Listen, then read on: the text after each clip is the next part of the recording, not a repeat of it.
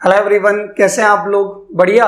तो इस वीडियो के अंदर हम बायो-सावर्ट लॉ के कॉन्सेप्चुअल क्वेश्चंस करने वाले हैं, ठीक है। और लास्ट वीडियो के अंदर हमने बायो-सावर्ट लॉ क्या होता है और उसके एप्लीकेशंस की बात की थी। तो अगर आपको बायो-सावर्ट लॉ या उसके एप्लीकेशंस नहीं आते तो पहले आप जाके वो वीडियो देखिए, उसका लिंक आपको डिस्क्रिप्शन में मिल जाएगा, ठीक है। क्योंकि अगर आपको कॉन्सेप्ट आ रहा होगा तो आज के इस वीडियो के क्वेश्चंस आप इजीली सोल्व कर पाओगे, ठीक है। आपको कोई दिक्कत नहीं आने वाली। बट उसके लिए कंडीशन क्या है कि आपको बायो-सावर्ट लॉ के तीनों एप्लीकेशंस आने चाहिए, तीनों एप्लीकेशन के बारे में आपको पता होना चाहिए, ठीक है। तो देखो, तीन एप्लीकेशन कौन से? एक तो था कि आपके पास एक करंट कैरिंग सर्कुलर कॉइल है, उसके सेंटर पे मैग्नेटिक फील्ड, एक उसके एक्सिस के ऊपर करंट कैरिंग सर्कुलर कॉइल के एक्सिस के ऊपर हम एक पॉइंट ले लेंगे, उस पर मैग्नेटिक फील्ड। और तीसरा एप्लीकेशन था स्ट्रेट वायर की वजह से r डिस्टेंस दूर मैग्नेटिक फील्ड, ठीक है। ये तीनों एप्लीकेशन आपको आने चाहिए और इन तीनों के फॉर्मूलाज हम अभी डिस्कस कर लेते हैं, फिर एक एक करके इनके कॉन्सेप्चुअल क्वेश्चंस करेंगे, ठीक है। तो देखो, यहां पे मैं बात करते हैं, मैं तीनों के फॉर्मूले लिख देता हूं।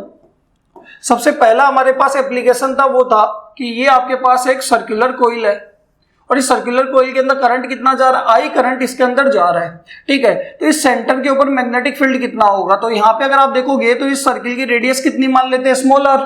तो इसके सेंटर के ऊपर करंट की वजह से मैग्नेटिक फील्ड आएगा म्यू नोट आई अपॉन में 2 इंटू आर।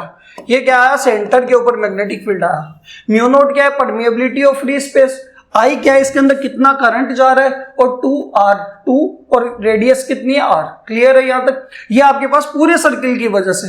अब मान लो आपको सर्किल पूरा नहीं दे रखा, सर्किल का स्मॉल लेंथ दे रखी है या स्मॉल पोर्शन दे रखा है, ठीक है। तो उस केस में कैसे निकालोगे सेंटर पे मैग्नेटिक फील्ड? तो देखो, मैंने मान लिया कि मेरे पास सर्किल कितना है? आधा सर्किल है, ठीक है। कितना भी सर्किल दे सकते हैं, वो आधा दे सकते हैं, 3/4 दे सकते हैं, या फिर छोटा सा पोर्शन दे सकते हैं।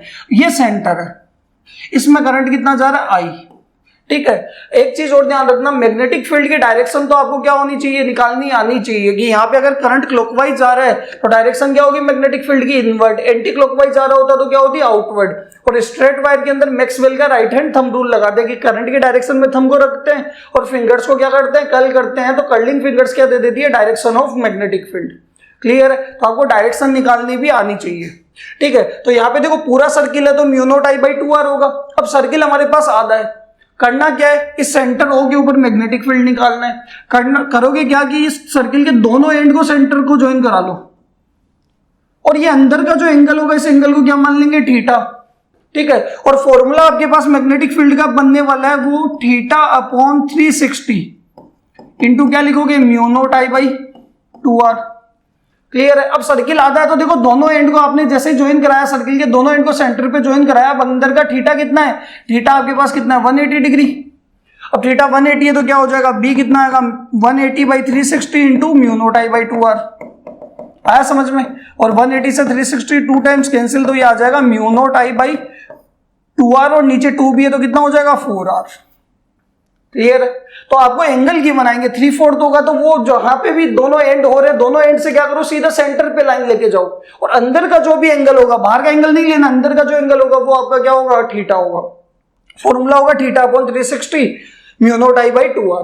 क्लियर है? अगर आप थीटा को रेडियन में लोगे तो 360 को भी आपको 2 लिखना पड़ेगा, एक ही बात है। ये आपके पास पहला एप्लीकेशन था। सेकेंड एप्लीकेशन हमारे पास था कि ये आपके पास एक सर्कुलर कॉइल है, इसके अंदर करंट जा रहा है कितना? आई, क्लॉकवाइज या फिर चलो मान लो एंटी क्लॉकवाइज ले लो, उससे तो सिर्फ डायरेक्शन चेंज होनी है। ये इसका सेंटर है, ये इसकी रेडियस होने वाली है कितनी? स्मॉल है। इस सेंटर से जो लाइन जा रही है वो कौन सी लाइन होती है? एक्सियल लाइन होती है। इस एक्सियल लाइन के ऊपर एक पॉइंट ले लेंगे P।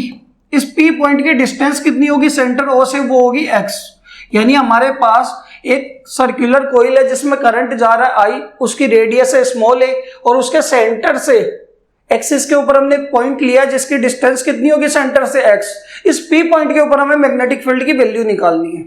क्लियर है? तो यहां से आप देखोगे मैग्नेटिक फील्ड का यहाँ पे फॉर्मूला आने वाला है, B equals to mu naught I radius का स्क्वायर a स्क्वायर अपॉन में 2x square plus a square की पावर 3/2। और ये फॉर्मूला आया कैसे? तो ये इसके लिए आपको डेरिवेशन देखना पड़ेगा इसका, और वो लास्ट वीडियो के अंदर मैंने पढ़ा है, ठीक है। तो आप वहां से जाके देख सकते हो। तो ये आपके पास मैग्नेटिक फील्ड आएगा। म्यू नोट तो क्या है? परमिएबिलिटी ऑफ फ्री स्पेस, जिसकी वैल्यू फिक्स होती है 4 पाई इंटू 10⁻⁻⁷। आई क्या है, कितना करंट इसके अंदर जा रहा है। क्लॉकवाइज एंटी क्लॉकवाइज से मैग्नीट्यूड पे कोई फर्क नहीं पड़ेगा, वो डायरेक्शन बताएगा, डायरेक्शन की भी हम बात करेंगे अभी। करंट कितना जा रहा है, ए क्या है, उसकी रेडियस कितनी है, एक्स क्या है, कितनी डिस्टेंस पे आपने पॉइंट लिया है सेंटर से, और आपका ए रेडियस आ गई अगेन। क्लियर है यहां तक। अब डायरेक्शन की अगर हम बात करें तो देखो सर्किल के अंदर तो क्या होता है, क्लॉकवाइज होता है तो इनवर्ट, एंटी क्लॉकवाइज होता है तो क्या होता है, आउटवर्ड। यहां पे भी सेम कहानी है। अगर आप इस पी पॉइंट के ऊपर देखोगे, इस कॉइल के अंदर करंट कैसे जा रहा है, एंटी क्लॉकवाइज आ रहा है। एंटी क्लॉकवाइज का मतलब मैग्नेटिक फील्ड कैसे निकलेगा, इस सर्किल से बाहर की तरफ निकलेगा। तो यहां पे अगर आप देखोगे तो इस पी पॉइंट में मैग्नेटिक फील्ड इधर की तरफ होगा, नेट बी नेट, ये आपके पास क्या है, बी नेट आ गया। इस सर्किल से देखो, इस सर्किल से कैसे जा रहा है, बाहर की तरफ। यही अगर क्या होता, क्लॉकवाइज करंट होता तो इस पी पॉइंट से मैग्नेटिक फील्ड किधर की तरफ आता है, इस कॉइल के अंदर की तरफ आता, यानी यहां पे बन जाता। कब, जब करंट क्या जा रहा होता है, इसके अंदर क्लॉकवाइज जा रहा होता। आया समझ में। क्लॉकवाइज में इस कॉइल के अंदर की तरफ होगा, एंटी क्लॉकवाइज के अंदर बाहर की तरफ होगा। ये आपके पास एक्सिस के ऊपर। और थर्ड एप्लीकेशन हमने किया था, वो क्या था, स्ट्रेट वायर की वजह से मैग्नेटिक फील्ड। थर्ड क्या था, ये आपके पास एक करंट करेंगे, स्ट्रेट वायर है, आई करंट जा रहा है इसके अंदर, इससे आर डिस्टेंस दूर, इससे कैपिटल आर डिस्टेंस दूर इस पी पॉइंट के ऊपर या स्मॉल आर डिस्टेंस दूर पी पॉइंट में मैग्नेटिक फील्ड कितना होगा। ठीक है, तो करते क्या है कि जो भी आपके पास स्ट्रेट वायर है, इसके दोनों एंड से पी पॉइंट को क्या करवाते हैं, ज्वाइन करवाते हैं। दोनों एंड से जो भी स्ट्रेट वायर है, इसका एक एंड ये रहा, इसको पी पॉइंट से ज्वाइन करवाया, और दूसरे एंड को भी पी पॉइंट से क्या कराना है, ज्वाइन कराना है। ज्वाइन कराओगे तो यहां पे देखो एंगल बनेंगे, एक तो ये φ1 बनेगा और ये कितना बनेगा, φ2 बनेगा।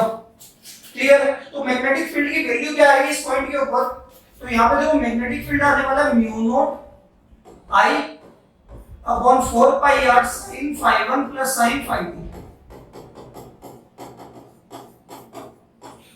आया समझ में। φ1 φ2 तो क्या, दोनों एंड से पी पॉइंट पे कितने एंगल बन रहे हैं, म्यू नॉट अपॉन 4 पाई, पूरा का पूरा क्या होता है, कांस्टेंट होता है, जिसकी वैल्यू होती है 10 की पावर -7। आई क्या है, कितना करंट इसके अंदर फ्लो कर रहा है, और आर क्या है, कितने डिस्टेंस को निकालना है। क्लियर है। और इसके अंदर इसके दो स्पेशल केस भी आते हैं कि पहला केस आता है कि अगर वायर आपका क्या इनफाइनाइट है, लॉन्ग स्ट्रेट वायर है, तो जब लॉन्ग स्ट्रेट वायर होता है तो उस केस के अंदर अगर आप देखोगे φ1 और φ2 दोनों क्या हो जाते हैं, 90 डिग्री हो जाते हैं। कब, लॉन्ग, ये 90 डिग्री हो जाते हैं लॉन्ग स्ट्रेट वायर के लिए, या फिर इनफाइनाइट वायर के लिए। इनफाइनाइट वायर के लिए या फिर लॉन्ग स्ट्रेट वायर के लिए क्या होते हैं, φ1 φ2 दोनों 90 हो जाते हैं। और जैसे sin 90 sin 90 1 + 1 कितना होगा, 2, तो यहाँ पे मैग्नेटिक फील्ड आ जाएगा आपके पास 2 mu naught I upon 4 pi R. मैं यहां से 2 से 2 को नीचे 4 को कैंसिल नहीं कर रहा, क्यों, क्योंकि मुझे म्यू नॉट अपॉन 4 पाई की वैल्यू डायरेक्ट पता है कितनी होती है, 10 की पावर -7। म्यू नॉट अपॉन 4 पाई की वैल्यू कितनी आएगी, 10 की पावर -7। और अकेला म्यू नॉट निकालना है तो 4 पाई इंटू 10 की पावर -7 भी लिख सकते हो। आया समझ में। और सेकंड इसका केस बनता है कि अगर मान लो आपका जो पॉइंट पी है, ये आपके पास स्ट्रेट वायर है, एक एंड ये रहा, दूसरा एंड ये रहा, करंट इसमें ये जा रहा है, पॉइंट पी मैंने इसी वायर के एंड पे ले आया, कितने डिस्टेंस दूर, आर डिस्टेंस दूर। तो इस केस के अंदर देखो, इस एंड से तो एंगल φ1 कितना हो जाएगा, 0, और दूसरे से बहुत ज्यादा डिस्टेंस पे होगा तो कितना हो जाएगा, 90। ठीक है, तो यहां से आप देखोगे कि मैग्नेटिक फील्ड आ जाएगा sin 0 तो कितना, 0, और sin 90 1, तो ये आ जाएगा mu naught I by 4 pi R, और ये हो जाएगा 0 + 1, यानी mu naught I upon 4 pi R. ये तो आपके बायो सावर्ट लॉ के एप्लीकेशंस की समरी है तीनों की।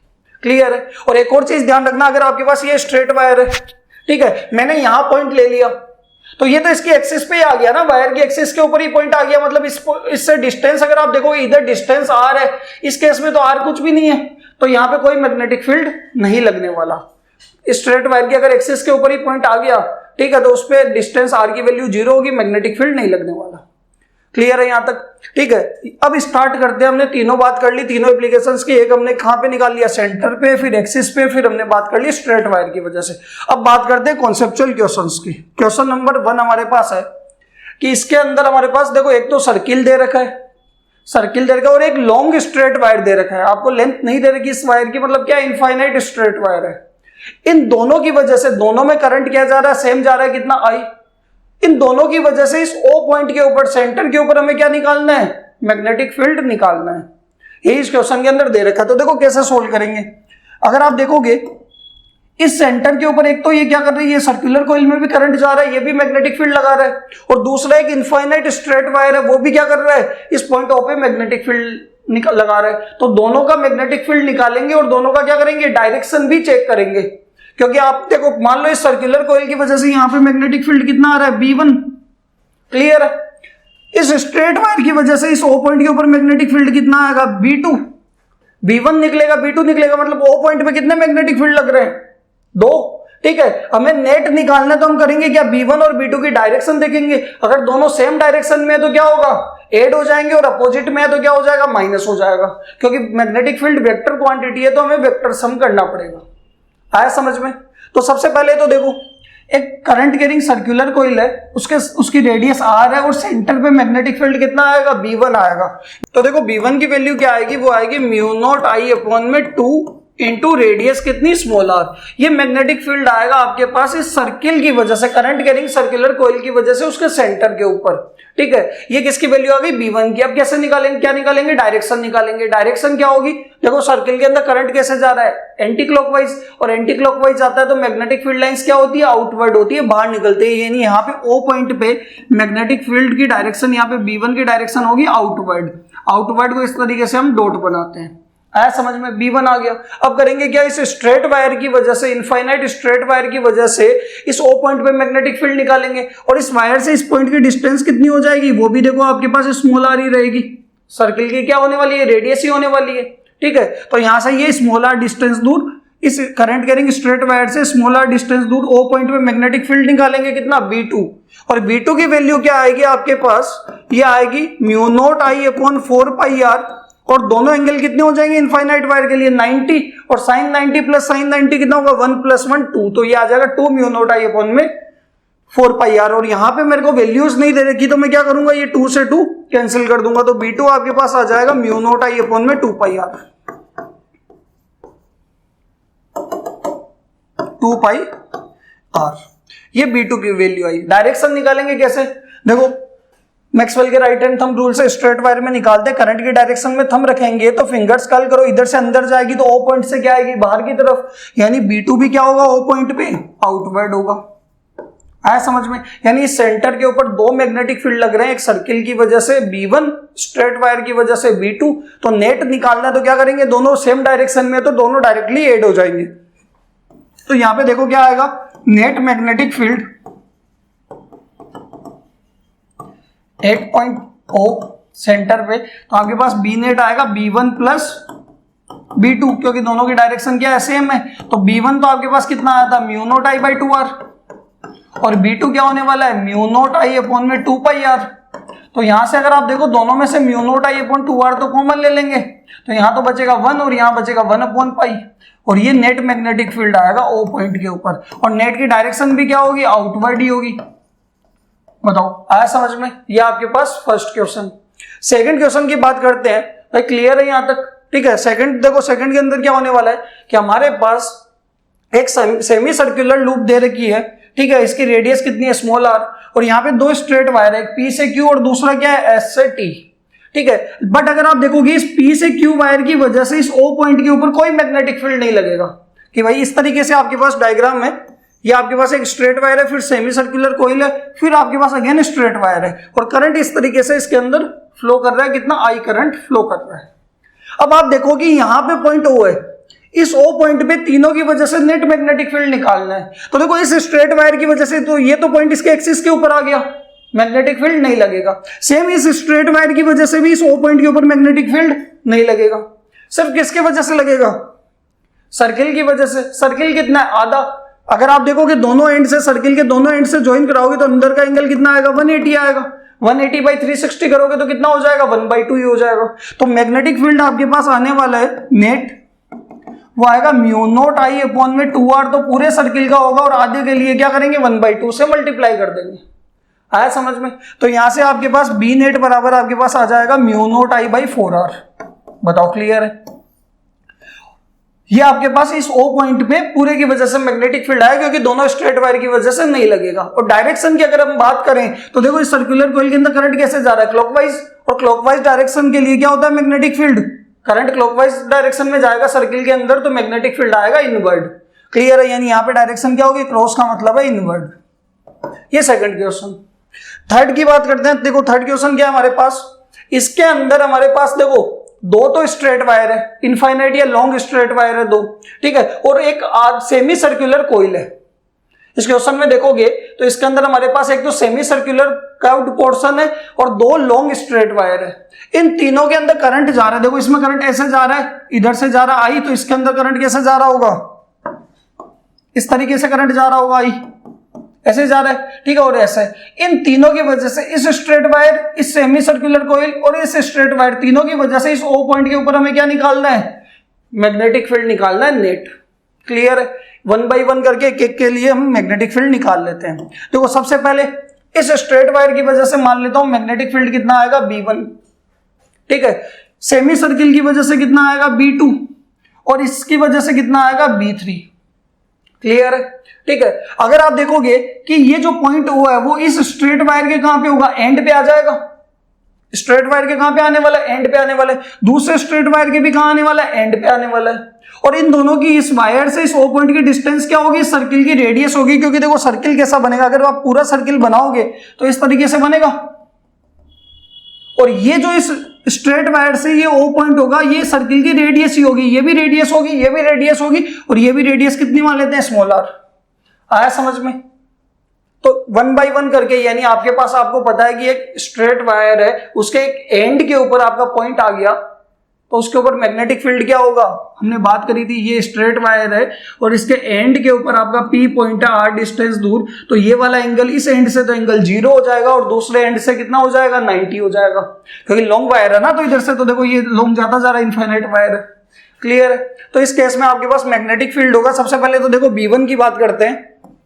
B1 आपके पास आएगा म्यू नॉट आई अपॉन में 4 pi R sine 0 plus sine 90, 0 plus 1 हो जाएगा, यानी आपके पास क्या होगा, इसको 1 से मल्टीप्लाई कर लो, यही आने वाला है, ये B1 आएगा। डायरेक्शन की बात बाद में करेंगे। देखो सेमी सर्कुलर कॉइल है, सेमी सर्किल मतलब आधा सर्किल है, आधे सर्किल का मैग्नेटिक फील्ड क्या होता है, सेंटर पे आधा हो जाता है। डायरेक्टली लिख सकते हैं हम 1/2 into mu naught I by 2R, या फिर आप चाहो तो क्या कर लो, 180/360 कर लो, यानी आपके पास B2 की वैल्यू कितनी आ जाएगी, mu naught I by 4R। आया समझ में? ठीक है। थर्ड हम बात करते हैं, सेम कहानी, इस स्ट्रेट वायर के भी क्या है, एंड पे पॉइंट है, इन लॉन्ग स्ट्रेट वायर के एंड पे पॉइंट है, तो B3 की वैल्यू B1 की क्या होगी, इक्वली आएगी कितनी, mu naught I by 4 pi R. ये तीनों के हमने मैग्नेटिक फील्ड का मैग्नीट्यूड निकाल लिया, कौन से पॉइंट के ऊपर, O पॉइंट के ऊपर। अब तीनों के क्या करेंगे, डायरेक्शन देखेंगे और वेक्टर सम कर लेंगे। क्लियर है? तो सबसे पहले B1 की बात करते हैं। मैक्सवेल के राइट हैंड थंब रूल से देखो, करंट की डायरेक्शन में थंब रखा और फिंगर्स को इधर कर्ल करेंगे तो ऊपर से अंदर जाएगी, तो इधर से O से क्या निकलेगी, बाहर निकलेगी। भाई ऐसे करंट जा रहा है, इधर से अंदर जाएगा तो O से क्या आएगा, आउटवर्ड, यानी B1 की डायरेक्शन यहाँ पे क्या होने वाला है, डॉट आने वाला है, आउटवर्ड आने वाली है। आया समझ में? सेमी सर्किल में देखो कैसे जा रहा है, एंटी क्लॉकवाइज, एंटी क्लॉकवाइज में भी क्या आता है, आउटवर्ड ही आता है। एंटी क्लॉकवाइज करंट जा रहा है तो आउटवर्ड मैग्नेटिक फील्ड आएगा। और इस स्ट्रेट वायर से देखोगे तो करंट इधर, करंट के डायरेक्शन में थंब करोगे तो इधर से अंदर, तो O से क्या आएगा, अगेन आउटवर्ड ही आएगा। यानी तीनों के अंदर B1, B2 और B3 तीनों की डायरेक्शन क्या है, आउटवर्ड है। तो नेट मैग्नेटिक फील्ड क्या होगा, तीनों डायरेक्टली ऐड हो जाएंगे। तो यहां पे करेंगे क्या, net magnetic field eight point O, तो आपके पास B नेट आ जाएगा B1 plus B2 plus B3, और नेट की डायरेक्शन भी क्या होगी, आउटवर्ड ही होने वाली है। क्लियर है? तो यहां से देखो B नेट आपके पास आ जाएगा, B1 कितना है, म्यू नॉट आई अपॉन में 4 पाई आर, B2 कितना है, म्यू नॉट आई अपॉन में आधा सर्किल है तो क्या होगा, 4R, और आपके पास थर्ड क्या है, म्यू नॉट आई अपॉन में 4 पाई आर।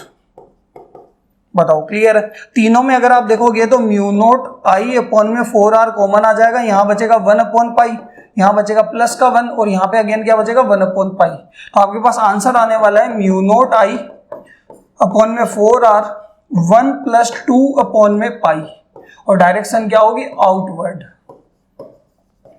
ये आपके पास नेट मैग्नेटिक फील्ड आएगा इस O पॉइंट पे। क्लियर है?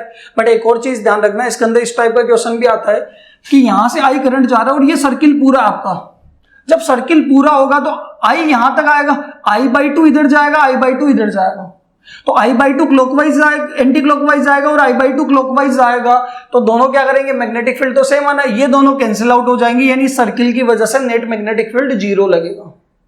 आया समझ में क्या कहना चाह रहा हूं कि भाई इस तरीके से आपको दे रखा है, यहां पे सर्किल आपका क्या दे रखा है, पूरा दे रखा है, और ये स्ट्रेट वायर है, यहां से करंट आई जा रहा है, तो यहां से देखोगे तो इस पॉइंट पे जैसे ही पहुंचेगा तो यहां पे I/2 जाएगा एंटी क्लॉकवाइज और I/2 जाएगा कैसे, क्लॉकवाइज। ठीक है, आधे सर्किल में क्लॉकवाइज आ रहा है, आधे सर्किल में एंटी क्लॉकवाइज आ रहा है, तो B1 यानी B2 और B3 मान लेते हैं दोनों को, बट दोनों क्या होंगे, एक प्लस होगा एक माइनस हो जाएगा, कैंसिल आउट हो जाएंगे। और यहाँ पे इन दोनों स्ट्रेट वायर की वजह से क्या आएगा, इसकी वजह से भी r डिस्टेंस दूर आउटवर्ड, इसकी वजह से भी r डिस्टेंस दूर आउटवर्ड, तो यहाँ पे ये बीच वाला फिर क्या होगा, B2 नहीं रहेगा।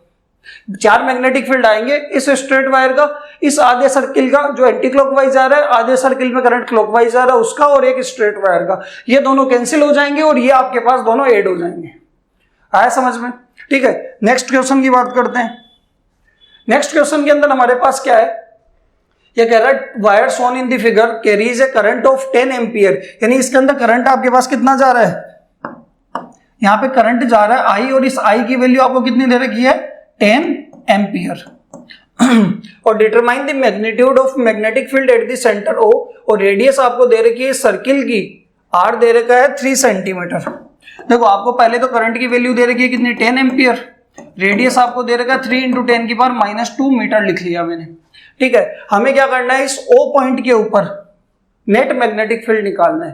पहली बात तो देखो इस स्ट्रेट वायर की वजह से इस ओ पॉइंट पे मैग्नेटिक फील्ड नहीं लगेगा, क्योंकि ये पॉइंट ओ इस स्ट्रेट वायर की एक्सिस के ऊपर है, आर नहीं आने वाला, यानी यहाँ पे पॉइंट यहाँ पे खत्म है, तो यहाँ पे कोई मैग्नेटिक फील्ड नहीं आने वाला एक्सिस पे। सेम इस स्ट्रेट वायर की वजह से भी नहीं लगने वाला, तो इन दोनों की वजह से तो नहीं आएगा, इस सेमी सर्किल की वजह से आएगा, सेमी नहीं, सर्किल के पोर्शन की वजह से आएगा। तो यहाँ पे अगर आप देखो कि आपको इस दोनों एंड से आपने ज्वाइन करा रखा है इस सेंटर को, और ये बाहर का एंगल 90 पता है, तो पूरा अंदर का एंगल कितना हो जाएगा, 270, 360 - 90, तो हमारे पास थीटा की वैल्यू कितनी आ गई, 270।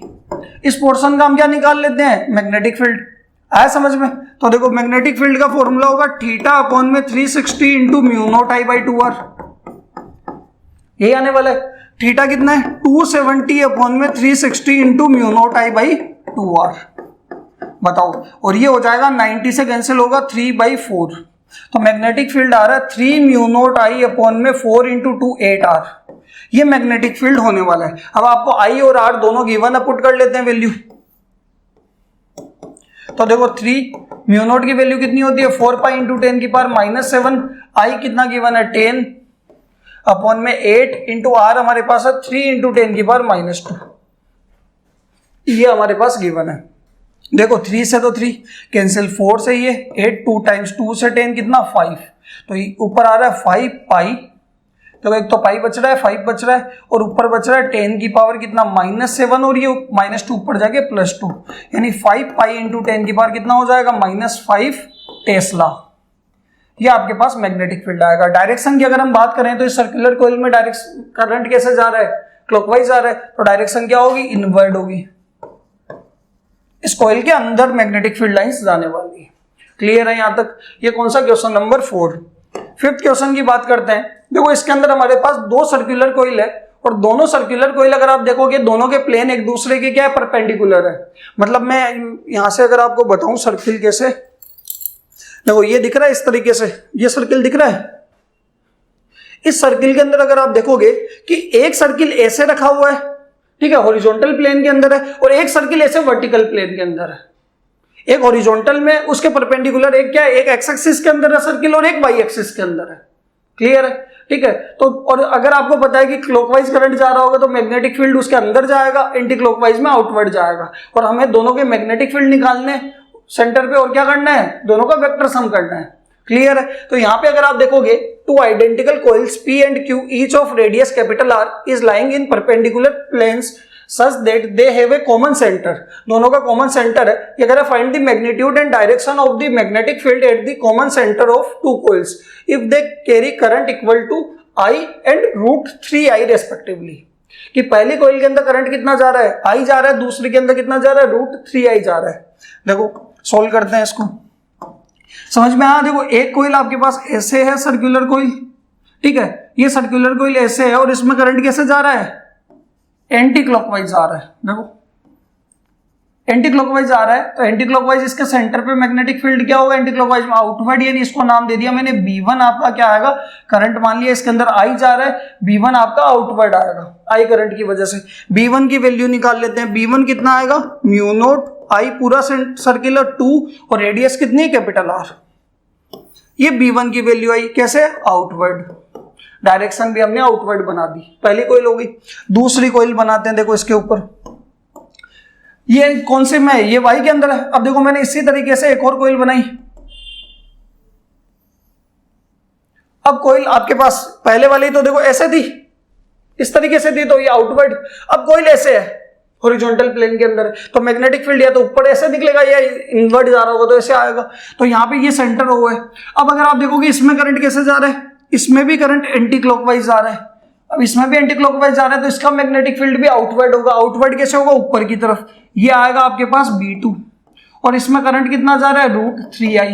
तो B2 की वैल्यू निकाल लेते हैं। B2 आपके पास कितना आ जाएगा? म्यू नोट √3I अपॉन में 2 × R। रेडियस तो सेम है और ये भी कैसा आ रहा है? आउटवर्ड आ रहा है। यानी सेंटर के ऊपर दो मैग्नेटिक फील्ड आपको दिख गए। एक दिख गया B1 इधर की तरफ, दूसरा दिख गया B2 इधर की तरफ। एक जा रहा है X में, दूसरा जा रहा है Y में। दोनों के बीच में एंगल कितना है? 90। तो नेट मैग्नेटिक फील्ड निकालने के लिए करेंगे क्या? वेक्टर सम कर लेंगे। आया समझ में? ठीक है। और यहाँ पे ये रिजल्टेंट आने वाला है, फिर रिजल्टेंट के क्या निकाल लेंगे? डायरेक्शन के लिए हम एंगल भी निकाल लेंगे। क्लियर है? तो यहां से अगर आप देखोगे मैंने किया क्या? पहले तो B नेट निकाला और वेक्टर सम का फॉर्मूला होगा B1 का स्क्वायर प्लस B2 का स्क्वायर प्लस क्या करेंगे? 2B1 B2 कोस, और थीटा कितना है दोनों के बीच में? 90, और कोस 90 कितना होगा? 0। तो यहां से B नेट आपके पास आ जाएगा रूट के अंदर B1 का स्क्वायर प्लस B2 का स्क्वायर। क्लियर है यहां तक? अब अगर आप देखो B1 भी हमारे पास है, B2 भी हमारे पास है, ठीक है, और दोनों की वैल्यू के अंदर बस इतना फर्क है कि आप इसको लिख लो। आप देखो इसको ऐसे लिख सकते हो, B2 बराबर √3 टाइम्स ऑफ B1 लिख सकते हो। म्यू नोट I/2R तो सेम है। B2 क्या है? √3 टाइम्स है B1 का। आया समझ में? तो यहां पे अगर आप देखोगे मैंने डायरेक्टली यहां पे ये लिख दिया कि B नेट बराबर B1 को तो B1 पढ़ा रहने दिया, B1 का स्क्वायर, और B2 को मैंने क्या लिख दिया? √3 टाइम्स ऑफ B1, यानी √3 B1 का स्क्वायर। तो ये आपके पास आ जाएगा B1 का स्क्वायर प्लस क्या हो जाएगा? 3B1 का स्क्वायर। तो रूट में कितना आ जाएगा? 4B1 का स्क्वायर, यानी कितना आ जाएगा? 2 टाइम्स ऑफ B1। ये B नेट आएगा। आया समझ में? कोई दिक्कत? ठीक है। अब B1 की वैल्यू क्या है? म्यू नोट I/2R, तो पुट कर देंगे तो मैग्नेटिक फील्ड कितना आ जाएगा? 2 × म्यू नोट I/2R। 2 से 2 कैंसिल, 2 कैपिटल R, 2 से 2 कैंसिल, तो नेट मैग्नेटिक फील्ड आपके पास आ रहा है mu naught I/R। Mu naught I/R, ये नेट मैग्नेटिक फील्ड आया। बताओ समझ में आया नहीं आया? ये आपके पास मैग्नीट्यूड आया। अब डायरेक्शन की अगर हम बात करें तो देखो मैंने मान लिया जो B नेट है वो B1 से कितने एंगल पे? अल्फा पे। यहां से क्या करेंगे? एक ट्राइंगल बना लेंगे, परपेंडिकुलर ड्रॉ किया मैंने। ये B2 हो जाएगा और ये क्या होगा? B1। B2 और ये आपके पास क्या आ जाएगा? B1। तो यहां से अगर आप tan अल्फा निकालोगे तो परपेंडिकुलर अपॉन में बेस, तो यहां से tan अल्फा की वैल्यू निकालो तो क्या आएगा? B2/B1। और B2 क्या है? √3 टाइम्स है B1 का, यानी यहां पे आप क्या लिख सकते हो? √3B1 अपॉन में B1। तो B1 से B1 कैंसिल, tan अल्फा की वैल्यू कितनी आ गई? √3। तो अल्फा कितना हो जाएगा? tan के अंदर कितने डिग्री की वैल्यू √3 होती है पता है? 60 डिग्री की। तो एंगल कितना आ जाएगा? 60 डिग्री। आया समझ में? यही अगर आप एंगल B2 से लेते तो एंगल कितना आ जाता? 30 डिग्री आ जाता भाई। फिर अगर आप एंगल B2 से लेते तो परपेंडिकुलर क्या होता? B1 होता, तो B1/B2 करते तो 1/√3 आता, एंगल 30 डिग्री हो जाता। ये आपके पास समझ में आया नहीं आया? तो इस तरीके से आपको दो कॉइल गिवन आएगी, एक हॉरिजॉन्टल लाइन के अंदर होगी तो उसके परपेंडिकुलर मैग्नेटिक फील्ड जाएगा आउटवर्ड, एंटी क्लॉकवाइज की वजह से आउटवर्ड ऊपर की तरफ Y के अंदर, और जो आपके पास वर्टिकल कॉइल है, सर्कुलर कॉइल है, उसकी वजह से X के अंदर। और दोनों का क्या करना है? वेक्टर सम करना है। आया समझ में? नेक्स्ट हम बात करते हैं क्वेश्चन नंबर 6। क्वेश्चन नंबर 6 के अंदर ये कह रहा है कि हमारे पास एक स्क्वायर है जिसके साइड में गिवन है 1 मीटर, ठीक है, उसमें करंट जा रहा है 10 एम्पियर, तो उसके सेंटर के ऊपर क्या निकालो, नेट मैग्नेटिक फील्ड निकालो, ठीक है। तो देखो स्क्वायर का एक साथ तो निकलेगा नहीं, हम करेंगे क्या, स्क्वायर को नाम दे देते हैं पहले ए बी सी और डी। ABCD हमारे पास स्क्वायर है, मैं इस AB वायर के लिए अलग से O पॉइंट पे मैग्नेटिक फील्ड निकाल लेता हूं, उतना का उतना BC लगा रहा होगा, उतना का उतना CD लगा रहा होगा, उतना का उतना DA लगा रहा होगा, तो एक वायर के लिए निकाल लेते हैं और 4 से इसको क्या कर लेंगे, उसको मल्टीप्लाई कर लेंगे तो नेट मैग्नेटिक फील्ड आ जाएगा। और डायरेक्शन क्या रहेगी, सबकी सेम रहेगी, या फिर चारों का अलग अलग निकाल के ऐड करोगे, उससे अच्छा एक वायर का निकाल लेते हैं, O पॉइंट पे एक वायर की वजह से मैग्नेटिक फील्ड निकाल लेते हैं और क्या कर लेंगे, 4 से मल्टीप्लाई कर लेंगे। तो यहाँ पे हम मान लेते हैं कि मैंने मान लो इस AD वायर के लिए मैग्नेटिक फील्ड निकालूंगा, ऊपर वाले वायर के लिए, तो इस देखो पहले तो आपके पास ये डिस्टेंस पूरी कितनी है 1 मीटर, तो इस AD वायर से O पॉइंट की डिस्टेंस कितनी हो जाएगी आपके पास 0.5 मीटर हो जाएगी। भाई पूरा 1 मीटर होगा ना, तो सेंटर तो क्या होगा, आधे पे होगा 0.5 मीटर, यानी आपको कैपिटल R की वैल्यू तो कितनी आएगी 0.5 मीटर। करंट आपके पास कितना जा रहा होगा, वो जा रहा है 10 एम्पियर, ठीक है। इसके इस स्ट्रेट वायर के दोनों एंड से इसको ज्वाइन कराएंगे, स्ट्रेट वायर के अंदर यही बताया था, और ये एंगल आएगा φ1 और ये कितना आएगा φ2, और φ1 और φ2 दोनों ही कितने होंगे 45 होंगे, क्योंकि ये पूरा डायगोनल है ना, डायगोनल कितना होता है 90 डिग्री, तो सेंटर में लाइन जाएगी, मिड से लाइन जाएगी तो कितना होगा, इक्वली डिवाइड हो जाएंगे, तो φ1 φ2 दोनों ही कितने होने वाले हैं 45। सेम कहानी यहां से देखोगे तो ये भी 0.5, ये एंगल भी 45, ये भी 45, इसकी वजह से भी सेम आएगा। क्लियर है, आपको φ1 φ2 पता है, करंट पता है, R पता है, तो हमें पता है कि एक स्ट्रेट वायर से R डिस्टेंस दूर मैग्नेटिक फील्ड, इस बार लॉन्ग स्ट्रेट वायर नहीं है, स्ट्रेट वायर है सिर्फ, इसलिए एंगल निकल गए, तो मैग्नेटिक फील्ड का फॉर्मूला होगा μ0I/4 πr sin φ1 plus sin φ2। आया समझ में।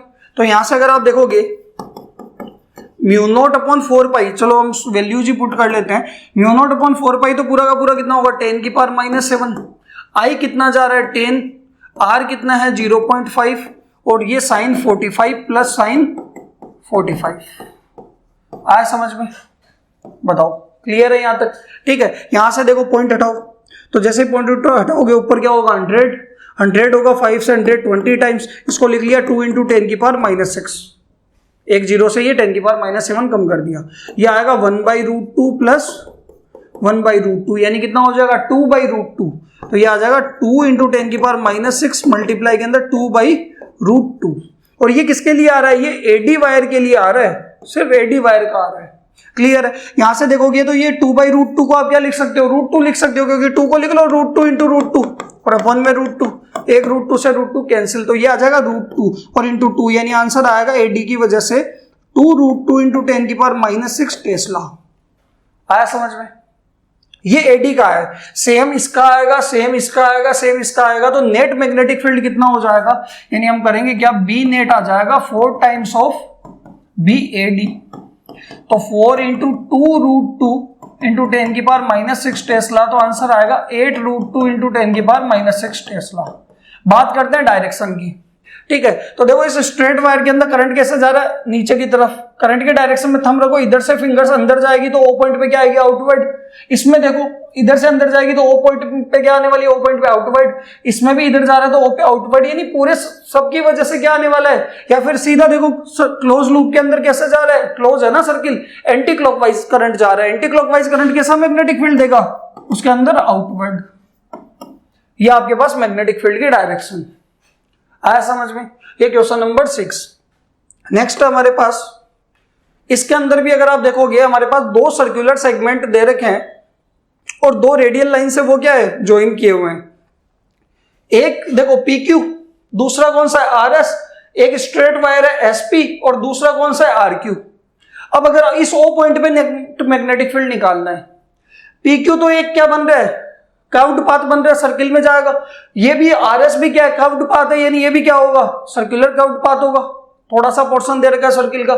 SP स्ट्रेट वायर है और RQ भी स्ट्रेट वायर है, अगर आप देखोगे तो SQ के भी एक्सिस के ऊपर पॉइंट हुआ है तो ये मैग्नेटिक फील्ड नहीं लगाएगा, RQ के भी O पॉइंट पे मैग्नेटिक फील्ड है, ये भी नहीं लगाएगा। मैग्नेटिक फील्ड किसकी वजह से आएगा, PQ वाले सर्किल की वजह से और RS वाले या SR वाले सर्किल की वजह से।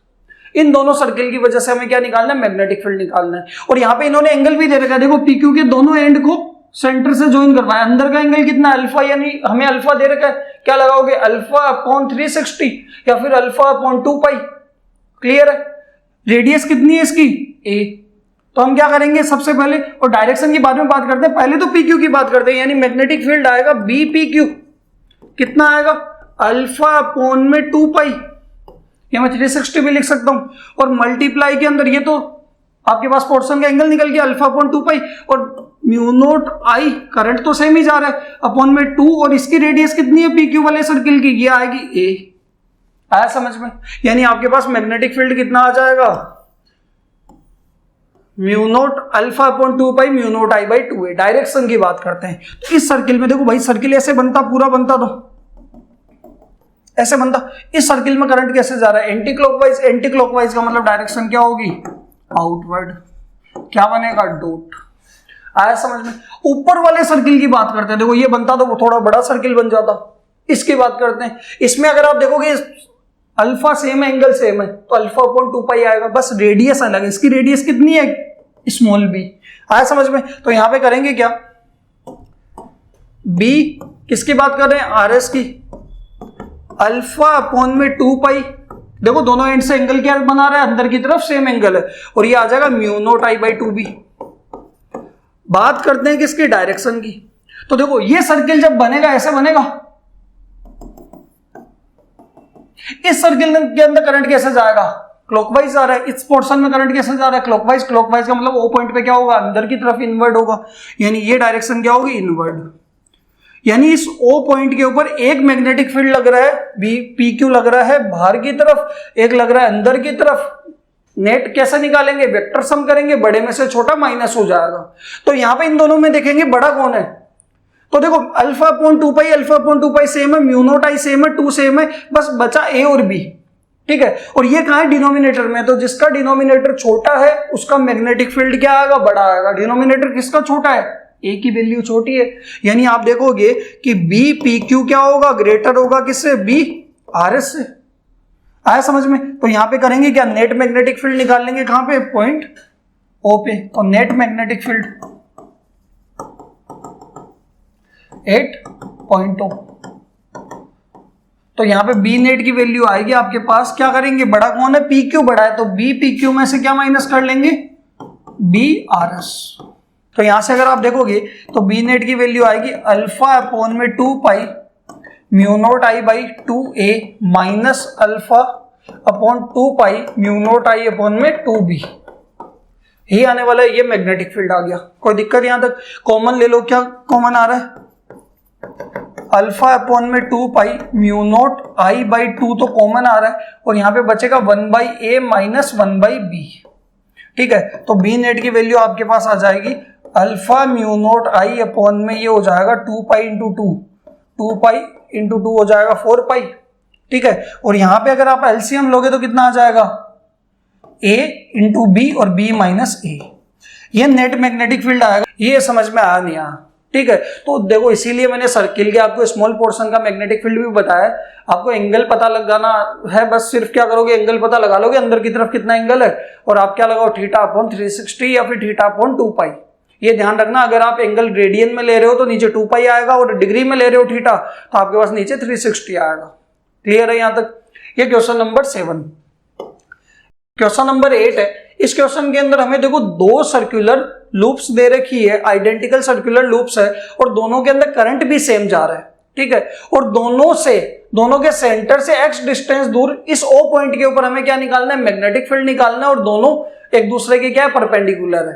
क्लियर है। यानी अगर ये कोइल आपके पास कौन से प्लेन के अंदर है, ये आपका y एक्सिस के अंदर है, तो ये प्लेन कौन सा है, x एक्सिस है। ठीक है। तो दोनों की वजह से हमें क्या निकालना है, इस दोनों के एक्सियल पॉइंट पे x डिस्टेंस दूर O पॉइंट पे नेट मैग्नेटिक फील्ड निकालना है। मान लो इस कॉइल की वजह से B1 आएगा, इसकी वजह से B2 आएगा, फिर दोनों का क्या करना पड़ेगा, वेक्टर सम करना पड़ेगा। दोनों की क्या निकालनी पड़ेगी, डायरेक्शन। डायरेक्शन कैसे निकालोगे, तो मैंने बात की थी कि अगर कॉइल में करंट क्लॉकवाइज जा रहा है तो मैग्नेटिक फील्ड B पॉइंट पे क्या होगा, उस पॉइंट से कॉइल के अंदर की तरफ होगा। एंटी क्लॉकवाइज में उस पॉइंट से क्या होगा, बाहर की तरफ होगा। क्लियर है। तो यहां पे हम बात करते हैं, देखो सबसे पहले दोनों में करंट की वैल्यू सेम है, दोनों की रेडियस सेम है और दोनों की सेंटर से एक्स पी पॉइंट की डिस्टेंस एक्स है, यानी एक्सिस के डिस्टेंस भी क्या सेम है, पी पॉइंट की डिस्टेंस सेम है।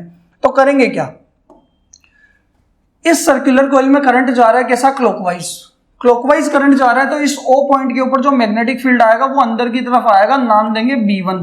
भाई क्लॉकवाइज करंट जाता है तो क्या जाता है, अंदर की तरफ B1। इस कॉइल के अंदर करंट जा रहा है, वो जा रहा है इस तरीके से है, देखो एंटी क्लॉकवाइज जा रहा है, एंटी क्लॉकवाइज करंट इसमें जा रहा होगा तो यहां पे मैग्नेटिक फील्ड आएगा बाहर की तरफ, ऊपर की तरफ कितना आएगा B2। क्लॉकवाइज आ रहा है तो O पॉइंट पे या P पॉइंट पे, जो पॉइंट हुआ है तो O पे क्या होगा, अंदर की तरफ, एंटी क्लॉकवाइज आ रहा है तो बाहर की तरफ, B1 B2। ठीक है, दोनों की वैल्यू निकालेंगे, रिजल्टेंट कहां आएगा, बीच में, यहां पे आ जाएगा B नेट। ठीक है, और B1 और B2 के बीच में एंगल कितना बनेगा, 90 डिग्री। आया समझ में कि भाई ये कोई वाई एक्सिस के अंदर है तो इसका मैग्नेटिक फील्ड किधर जाएगा, इस तरीके से एक्स में जा रहा होगा। ये क्या है, इसका प्लेन जो है वो एक्स में है तो मैग्नेटिक फील्ड बाहर या अंदर जाएगा तो वो वाई में होगा, तो एक्स और वाई परपेंडिकुलर होते हैं, यानी मैंने डायरेक्शन बनाई और दोनों के बीच में एंगल कितना, 90 डिग्री। बी नेट निकालेंगे कैसे, तो सबसे पहले तो देखो B1 B2 की फॉर्मूले की बात करते हैं। फॉर्मूला होता क्या है, एक्सिस पे फॉर्मूला आता है, वो आता है म्यू नोट आई इंटू रेडियस। इसके अंदर रेडियस कितनी गिवन है, आपको रेडियस की वैल्यू नहीं दे रखी तो मैं आर मान लेता हूं, म्यू नोट आई या ए मान लेता हूं, ए स्क्वायर अपॉन में 2 क्या आएगा, एक्स स्क्वायर प्लस ए स्क्वायर की पावर कितनी होगी, 3/2। ये मैग्नेटिक फील्ड होगा B1। अब B2 की भी रेडियस सेम है, करंट सेम है और एक्सिस की उस O पॉइंट की डिस्टेंस भी क्या सेम है, यानी B1 किसके बराबर है, B2 के, यानी B1 और B2 दोनों क्या आने वाले हैं, यही आने वाले हैं। आया समझ में। ठीक है, तो B2 की वैल्यू भी आप ऐसे लिख लो, चाहे कोई दिक्कत नहीं है, क्या आएगा, म्यू नोट आई ए स्क्वायर अपॉन में 2 एक्स स्क्वायर प्लस ए स्क्वायर की पावर 3/2। B1 B2 बराबर है। नेट कैसे निकालेंगे, तो नेट मैग्नेटिक फील्ड के लिए दोनों का क्या करेंगे, वेक्टर सम करेंगे, क्योंकि दोनों अलग अलग डायरेक्शन में। क्या होगा, B1 का स्क्वायर प्लस B2 का स्क्वायर प्लस 2B1 B2 कोस, दोनों के बीच में एंगल कितना है, 90, और कोस 90 कितना हो जाएगा, 0। तो ये आ जाएगा रूट के अंदर B1 का स्क्वायर प्लस B2 का स्क्वायर, और B1 और B2 भाई क्या है, दोनों इक्वल है, और जैसे B1 B2 दोनों इक्वल है तो यहां पे क्या आ जाएगा आपके पास, रूट के अंदर B1 का स्क्वायर, और B2 को भी क्या लिख लेता हूं, B1 का स्क्वायर, तो रूट में 2B1 का स्क्वायर, यानी रूट 2 इंटू B1 आ जाएगा, ये B नेट। आया समझ में। और यहां पे लिख लो B1 बराबर है किसके, B2 के। आया समझ में। B1 की वैल्यू ये रही, पुट कर देंगे, नेट आ जाएगा, यानी नेट मैग्नेटिक फील्ड हमारे पास B नेट कितना आएगा, रूट 2 इंटू म्यू नोट आई ए स्क्वायर अपॉन में 2 एक्स स्क्वायर प्लस ए स्क्वायर की पावर कितनी, 3/2। रूट 2 से आप चाहो तो इस नीचे 2 को कैंसिल कर दो, नीचे कितना आ जाएगा, रूट 2। तो B नेट कितना आ जाएगा, म्यू नोट आई ए स्क्वायर अपॉन में रूट 2 एक्स स्क्वायर प्लस ए स्क्वायर की पावर 3/2। ये नेट मैग्नेटिक फील्ड आपके पास आने वाला है इस तरीके से। बताओ समझ में आया नहीं आया। ठीक है, अब बात करते हैं डायरेक्शन की। इसमें डायरेक्शन के लिए करेंगे क्या, एंगल निकालेंगे। एंगल कैसे निकालेंगे, तो देखो मैंने यहां पे मान लिया कि भाई B1 से कितने एंगल पे है, रिजल्टेंट अल्फा पे है, B2 से भी निकाल सकते हो। तो यहां से अगर आप देखोगे कि आपके पास इस तरीके से डायग्राम बन जाएगा कि मैंने कहा इधर की तरफ जा रहा है मेरे पास B1, ऊपर की तरफ जा रहा है B2, बीच में आ रहा है रिजल्टेंट B नेट। ठीक है, और ये रिजल्टेंट B नेट यहां से मैंने परपेंडिकुलर ड्रॉ किया, ये एंगल मेरा क्या अल्फा, और पूरा एंगल कितना है 90। तो ये वैल्यू तो देखो वाई एक्सिस में तो किसकी है, B2 की, और ये वैल्यू किसकी है, B1 की। तो tan अल्फा निकालोगे तो परपेंडिकुलर अपॉन क्या करना पड़ेगा, बेस। तो यहां से tan अल्फा की वैल्यू आ जाएगी, परपेंडिकुलर कितना है B2, बेस कितना है B1, और दोनों बराबर है तो क्या आ जाएगा, 1 आ जाएगा। यानी tan अल्फा बराबर 1 आएगा तो अल्फा की वैल्यू आ जाएगी 45 डिग्री। अगर आप B2 से एंगल लोगे तो वो भी क्या आने वाला है, 45 आने वाला है, 90 माइनस 45 45। तो ये आपके पास क्या आ गई, डायरेक्शन और रिजल्टेंट। आया समझ में। ठीक है, नेक्स्ट क्वेश्चन हमारे पास है क्वेश्चन नंबर 9। ये क्या है, the plane of a circular coil is horizontal. कि आपके पास जो सर्कुलर कॉइल है वो किस तरीके से, वो इस तरीके से हॉरिजॉन्टल है। ठीक है, हॉरिजॉन्टल प्लेन के अंदर है। इसके अंदर नंबर ऑफ टर्न्स आपको दे रखे हैं, नंबर ऑफ टर्न्स कितने, 10 टर्न है, और उसकी रेडियस आपको दे रखी है कितनी, 8 सेंटीमीटर, मतलब 8 इंटू 10 की पावर -2 मीटर। क्लियर है। A current of 2 ampere flows through it, और करंट कितना जा रहा है इससे 2 एम्पियर जा रहा है, आई गिवन है 2 ampere. The current appears to flow clockwise, और इसमें करंट कैसे जा रहा है इस कॉइल के अंदर, क्लॉकवाइज करंट जा रहा है। क्लियर है, ठीक है। तो डायरेक्शन क्या होगी भाई, सर्कुलर कॉइल ऐसे हॉरिजॉन्टल में लगी हुई है तो उसके अंदर की तरफ, अंदर का मतलब मान लो आपने हॉरिजॉन्टल प्लेन के अंदर इस तरीके से कि इस तरीके से आपके पास है, ये सर्किल है। अब इसमें क्लॉकवाइज करंट जा रहा है तो मैग्नेटिक फील्ड इसके अंदर जाएगी, अंदर जाएगी तो एक्चुअल में डायरेक्शन क्या होगी, वर्टिकली डाउनवर्ड, अंदर की तरफ, यानी यहां पे डायरेक्शन क्या आने वाली है, डाउनवर्ड आने वाली है। तो यहां से अगर आप देखोगे मैग्नेटिक फील्ड की मैग्नीट्यूड और डायरेक्शन बताना है इसके अंदर सेंटर के ऊपर, इस सेंटर के ऊपर, तो सीधा फॉर्मूला लगा लेते हैं, इसकी तो हमने बात कर रखी है। सेंटर पे फॉर्मूला क्या होगा, देखो mu naught I by 2r होता है एक टाइम के लिए, n नंबर ऑफ टाइम्स के लिए कितना आ जाएगा, mu naught N I by 2r, यही होने वाला है। b की वैल्यू क्या आएगी, म्यू नोट की वैल्यू होगी 4 पाई इंटू 10 की पावर -7, n कितना है 10, i कितना है 2, और 2 इंटू आर कितना 8 इंटू 10 की पावर -2। आया समझ में, 4 से तो ये कैंसिल हो जाएगा 2 से ये 2 कैंसिल हो जाएगा, 2 से ये 5 कैंसिल हो जाएगा, तो b की वैल्यू आपके पास आएगी, ऊपर तो 5 पाई बचेगा, नीचे ऊपर 10 की पावर -7 है और ये -2 ऊपर जाके +2 हो जाएगा, तो आंसर आएगा 5 पाई इंटू 10 की पावर -5 टेस्ला, या पाई की वैल्यू रख लोगे तो 15-16 पॉइंट कुछ आ जाएगा। आया समझ में, ठीक है, यानी 15.7 आ जाएगा। क्या अगर मैंने लिख दिया क्या 5 इंटू 3.14 इंटू 10 की पावर -5 टेस्ला, तो ये देखो 15.70 इंटू 10 की पावर -5 टेस्ला, ये मैग्नेटिक फील्ड आ जाएगा। डायरेक्शन की अगर हम बात करें तो कैसा निकालेंगे डायरेक्शन, कोइल के अंदर, कोइल हॉरिजॉन्टल प्लेन के अंदर है तो मैग्नेटिक फील्ड अंदर जाएगा, अंदर का मतलब इस तरीके से अंदर जाने वाला है मैग्नेटिक फील्ड की डायरेक्शन, ये मैग्नेटिक फील्ड लाइंस, तो क्या होगा आपके पास यहाँ पे आएगा डाउनवर्ड। कैसे downward, vertically downward.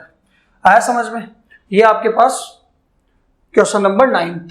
Next question है question number 10, the magnetic field due to a current carrying circular loop of radius 12 centimetre at its centre is 0.50 into 10 की power -4 tesla. Find the magnetic field due to this loop at a point on the axis at a distance of 5 centimetre from the centre. ये कह रहा है कि हमारे पास एक circular loop है जिसकी रेडियस हमें गिवन है, ठीक है, उसके सेंटर के ऊपर मैग्नेटिक फील्ड की वैल्यू हमें गिवन है, करंट नहीं दे रखा, सेंटर पे मैग्नेटिक फील्ड दे रखा और उसकी रेडियस दे रखी है, ठीक है, और कह रहा है कि उसी सर्कुलर लूप के सेंटर से 5 सेंटीमीटर दूर एक्सिस के ऊपर मैग्नेटिक फील्ड की वैल्यू बताओ, ठीक है। तो या तो देखो दो तरीके हैं, सेंटर पे मैग्नेटिक फील्ड पता है, रेडियस पता है, करंट की वैल्यू निकाल लो, फिर डायरेक्ट एक्सिस का फॉर्मूला लगाओ, या फिर मैग्नेटिक फील्ड सेंटर का निकालो, फॉर्मूला लगाओ, एक्सिस का फॉर्मूला लगाओ, रेशियो ले लो दोनों का, करंट कैंसिल हो जाएगा, ठीक है, और सेंटर का मैग्नेटिक फील्ड हमें पता है। तो देखो गिवन की बात करते हैं सबसे पहले, तो क्या क्या चीजें इसके अंदर हमारे पास गिवन है। देखो सबसे पहले तो हमें सेंटर के ऊपर मैग्नेटिक फील्ड गिवन है और रेडियस गिवन है, स्मॉल आर हमें गिवन है कितनी, वो है 12 सेंटीमीटर, स्मॉल आर मान लो या फिर ए मान लो, क्या मान लो, स्मॉल ए, मैंने फॉर्मूले के अंदर क्या मान रखा है, स्मॉल ए, तो ए कितना गिवन है 12 सेंटीमीटर, यानी 12 इंटू 10 की पावर -2 मीटर, ये तो आपके पास आर है। सेंटर के ऊपर मैग्नेटिक फील्ड आपको गिवन है कितना, 0.5 इंटू 10 की पावर -4 टेस्ला, 50 ले लो या 5 ले लो, कोई दिक्कत नहीं है, ठीक है। आपको एक्स की वैल्यू दे रखी है, एक्सिस के ऊपर 5 सेंटीमीटर दूर हमें मैग्नेटिक फील्ड निकालना है, यानी 5 इंटू 10 की पावर -2 मीटर हो जाएगा, एक्स की वैल्यू दे रखी है, और बी एक्सिस हमें या एक्सियल पॉइंट पे हमें निकालना है, और करंट हमें नहीं गिवन। सबसे पहले तो देखो दो इक्वेशन बना लेते हैं, पहले तो सेंटर की बात करते हैं, बी सेंटर होता कितना है, तो बी सेंटर होगा पूरा सर्कुलर कोइल है mu naught I by 2 into A, radius कितनी ए, ये आपके पास सेंटर पे होगा, वैल्यू कितनी है इसकी 0.5, या फिर चलो लास्ट में पुट कर लेंगे, इसको मान लो इक्वेशन नंबर 1। आया समझ में, यही सेम सर्कुलर कोइल के एक्सिस के ऊपर मैग्नेटिक फील्ड कितना आएगा, तो वो आएगा आपके पास म्यू नॉट आई इंटू रेडियस का स्क्वायर ए स्क्वायर, और अपॉन में क्या आएगा 2x स्क्वायर प्लस ए स्क्वायर की पावर 3/2, ये बी एक्सिस आएगा। दोनों का रेशियो ले लो, इक्वेशन 2 को किससे डिवाइड कर दो, 1 से, इक्वेशन 2 डिवाइडेड बाई 1 करो, तो यहां से अगर आप देखोगे बी एक्सिस अपॉन में क्या आ जाएगा, बी सेंटर। क्लियर है, दोनों का रेशियो लेंगे तो हमारे पास क्या आने वाला है, म्यू नॉट आई ए स्क्वायर अपॉन में 2x² प्लस a² की पावर 3/2 डिवाइड में आएगा μ0I/2a, यही आने वाला है। क्लियर है? यहां से देखोगे तो μ0I कैंसिल हो जाएगा पूरा, और यहां पे अगर आप देखोगे तो 2 से 2 कैंसिल हो जाएगा, a कहां चला जाएगा ऊपर, तो यहां से b एक्सिस अपॉन में हो जाएगा b centre is equal to, ऊपर तो देखो a² इंटू a³ और डिवाइड में आ जाएगा x² प्लस a² की पावर कितनी 3/2, यही आने वाला है। अगर आपको b एक्सिस निकालना है तो सेंटर को भी उधर क्या कर देंगे, मल्टीप्लाई कर देंगे, तो b एक्सिस बराबर आपके पास आ जाएगा a³ अपॉन में x² प्लस a² की पावर 3/2 और मल्टीप्लाई के अंदर आ जाएगा b सेंटर, तो ये एक्सिस का फॉर्मूला बन गया। अब आपको देखो a आपको गिवन है, x आपको गिवन है, b सेंटर हमें पता है, वैल्यूज पुट करेंगे और क्या कर लेंगे, कैलकुलेट कर लेंगे। तो यहां से अगर आप देखो हमारे पास फॉर्मूला क्या बना, b एक्सिस का फॉर्मूला हमारे पास आया है, वो है a³ अपॉन में x² प्लस a² की पावर 3/2 और मल्टीप्लाई के अंदर कितना है b सेंटर। a कितना है, a हमारे पास है 12 इंटू 10 की पावर -2, यानी 12 इंटू 10 की पावर -2 का करना क्या है क्यूब, डिवाइडेड बाई x कितना है हमारे पास 5 है, 5 इंटू 10 की पावर -2 का होल स्क्वायर प्लस 12 इंटू 10 की पावर -2 का आपके पास होल स्क्वायर, और दोनों का क्या करेंगे फिर क्यूब, ये क्यूब 3/2 पावर आया समझ में। और मल्टीप्लाई के अंदर b सेंटर कितना है, देखो 0.5 इंटू 10 की पावर -4, 0.5 इंटू 10 की पावर -4, या अब अगर आप देखो इसको सोल्व कर लो, 12 का स्क्वायर करो कितना आता है 144, ये 144 मल्टीप्लाई में 12 और ये 10 की पावर कितना हो जाएगा -6, और ये मल्टीप्लाई में 0.5 इंटू 10 की पावर -4, आया समझ में। नीचे यहाँ पे देखोगे 5 का स्क्वायर 25, 10 की पावर -2 का कितना आएगा -4, और ये हो जाएगा 12 का स्क्वायर कितना 144 इंटू 10 की पावर -4, ये आने वाला है, और ये आपके पास पावर कितनी हो जाएगी 3/2, कोई दिक्कत। 10 की पावर -4 दोनों में से क्या आ जाएगा, कॉमन आ जाएगा, तो यहाँ पे 25 प्लस 144 कितना होगा 169, तो ये आ जाएगा 144 इंटू 12 इंटू 10 की पावर -6, 0.5 इंटू 10 की पावर -4, और यहां पे आपके पास आ जाएगा 169 इंटू 10 की पावर -4 की पावर 3/2, आया समझ में। पहले तो क्या ले लो, स्क्वायर रूट ले लो, 1/2 निकाल लेते हैं, फिर क्यूब कर लेंगे उसका। तो यहां से अगर आप देखो मैंने लिखा 144 इंटू 12 इंटू 10 की पावर -6, 0.5 इंटू 10 की पावर -4, मैंने क्या किया, मैंने स्क्वायर रूट किया तो 169 का हो जाएगा 13 और ये 10 की पावर -2 और बचेगा क्या, क्यूब बचेगा सिर्फ, आया समझ में। क्यूब करेंगे तो यहां पे हमारे पास क्या आने वाला है, यहां से देखो हमारे पास क्या आने वाला है 144 इंटू 12 इंटू 10 की पावर -6, ठीक है, और ये होगा 0.5 इंटू 10 की पावर कितना है -4, और डिवाइड के अंदर आपके पास आ जाएगा 13 का क्यूब 169 इंटू 13 इंटू क्या आ जाएगा 10 की पावर -6। मैंने किया क्या, ऊपर वाली टर्म तो एज इट इज रखी, नीचे 13 का स्क्वायर किया 169 इंटू 13 क्यूब करना था ना, और ये 10 की पावर -2 3 से मल्टीप्लाई होगा -6 हो जाएगा, ये 10 की पावर -6 और -6 तो क्या हो जाएगा, कैंसिल हो जाएगा। यहां से देखो आपके पास आ रहा होगा 144 इंटू 12 को इससे मल्टीप्लाई करेंगे तो आज 0.5 को मल्टीप्लाई करेंगे 12 से तो मान लो कितना आने वाला है 6, ये 10 की पावर क्या आएगा -4, और यहाँ पे बचेगा 169 इंटू 13, आया समझ में। करेंगे क्या, 144 को तो मल्टीप्लाई कर लो किससे 6 से, तो 6 4 24, ये 2, और यहाँ पे आपके पास कितना आ जाएगा 24 और 26 2 6 8 864, तो ये आ रहा है, ठीक है, और ये आपके पास 10 की पावर -4। नीचे क्या करेंगे, 169 को 13 से मल्टीप्लाई कर लेंगे, 169 को 13 से मल्टीप्लाई करेंगे तो ये 27 2 18 और 2 20 2 3 5, ये 9, ये 6 और ये 1 7 9, और ये आ जाएगा 12197। क्लियर है, यानी मैं चाहूं तो इसको ऐसे लिख सकता हूं 8640 इंटू 10 की पावर -5 और ये 2197। करेंगे क्या, 8640 को डिवाइड कर लेंगे किससे 2197 से। 2197 को अप्रोक्स आप 2200 भी ले सकते हो, कोई दिक्कत नहीं है। यानी अप्रोक्स यहाँ पे हम क्या करते हैं, मैंने 8640 को किससे डिवाइड कर दिया, 2197 से। मुझे दिख रहा है कि 4 टाइम्स तो नहीं होगा, क्योंकि 8800 के अराउंड आएगा, 8700 कुछ आएगा, तो 86 से तो बड़ा आएगा, तो यहाँ पे वैल्यू आने वाली है 3। 2197 इंटू 3 करो, 1 2 5 और ये आ जाएगा 6, ये आएगा 6591, ये आ जाएगा 9, ये हो जाएगा 4 और ये आपके पास आ जाएगा कितना 0 और ये 2, 2049 आपके पास ये है, तो पॉइंट लगाएंगे, ये 0 हो जाएगा, अप्रोक्स कितना आएगा 9, यानी ये आने वाला है 3.9 इंटू 10⁻⁻5 टेस्ला। ये मैग्नेटिक फील्ड आएगा कहाँ पे, एक्सिस के ऊपर। तो देखो हमारे पास ये तो सारी कैलकुलेशन थी जो हमने यहाँ पे ये की है, ये तो क्या की है, कैलकुलेशन करी है, ठीक है। मेन कॉन्सेप्ट ये था कि आपको सेंटर पे पता है, करंट नहीं पता, सेंटर पे मैग्नेटिक फील्ड निकालो, एक्सिस पे निकालना, सेम कोइल के, तो क्या करना है, एक्सिस का फॉर्मूला निकालो और रेशियो ले लो, ठीक है। तो करंट म्यू नॉट आई तो कैंसिल हो जाएगा, एक्सिस का फॉर्मूला बन जाएगा, फिर सारी वैल्यूज एक्स, ए और ये हमें गिवन है। ये आपका कंप्लीट बायो-सावर्ट के कॉन्सेप्चुअल क्वेश्चंस, ठीक है। इसी टाइप के क्वेश्चंस हो सकता है आपको कोई और न्यूमेरिकल पूछ ले, बट मेनली कॉन्सेप्ट यही लगने वाला है। क्लियर है यहाँ तक?